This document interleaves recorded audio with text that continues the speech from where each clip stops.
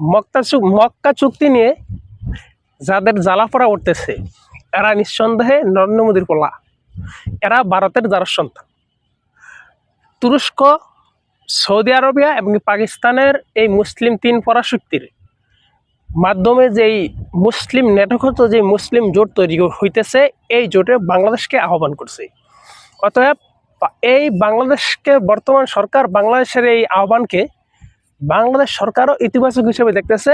বাংলাদেশ সরকার এই মক্কা প্রতিরক্ষা চুক্তিতে যোগ দেওয়ার একটা পরিকল্পনা করতেছে। এখন এই মক্কা পরিকল্পনা চুক্তিতে যোগ দিলে আমাদের দেশের জন্য লাভ।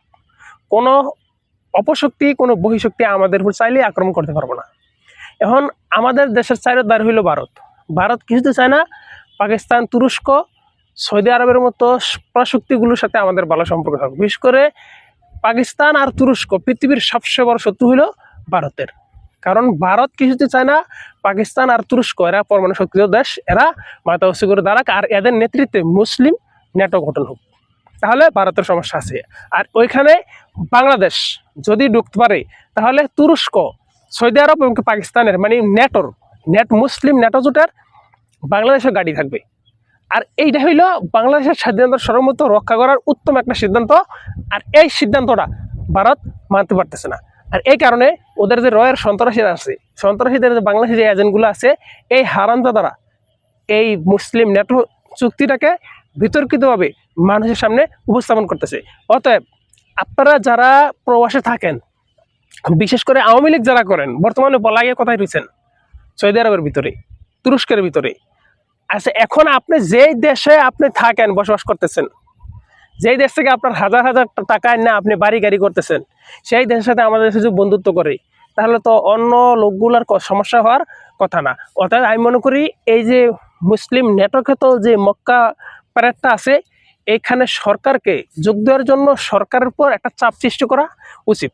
হ্যাঁ, আমরা সরকারের পক্ষে কথা বলি, তাহলে বিষয়টা এই না যে সরকার যা করবো তাই মানতে হবে। হ্যাঁ, সরকার, যে কোনো একটা সরকার ক্ষমতাচ্যুত হইলে তারা কিন্তু বিভিন্ন দেশে বলা যায়, কিন্তু আমি আপনি জনগণ আমরা কোথাও বলা যেতে পারবো না। তাহলে আমি কি চাই, আপনি কি চান? আমার আপনার চাওয়া হয়েছে আমার দেশ ভালো থাকলে আমি ভালো থাকবো।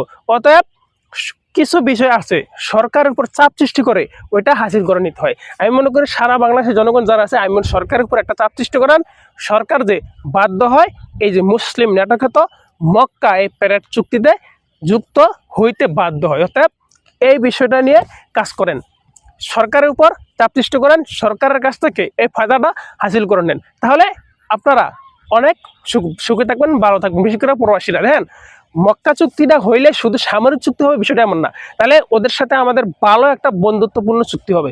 চুক্তিটার মাধ্যমে আমাদের জনগণ যারা প্রবাসে যেতে আগ্রহী, এরা চাইলে আরও তুরস্ক ও সৌদি আরবে, যেমন সৌদি আরবের নেতৃত্বাধীন যে দেশগুলো আছে, এই দেশগুলোতে আরও বিস্তরভাবে মানে আমরা শ্রমিক বিনিয়োগ করতে পারবো। যারা প্রবাসী যাওয়ার আগ্রহী তারা যাইতে পারবেন এবং কি ভালো একটা জীবনযাপন করতে পারবেন।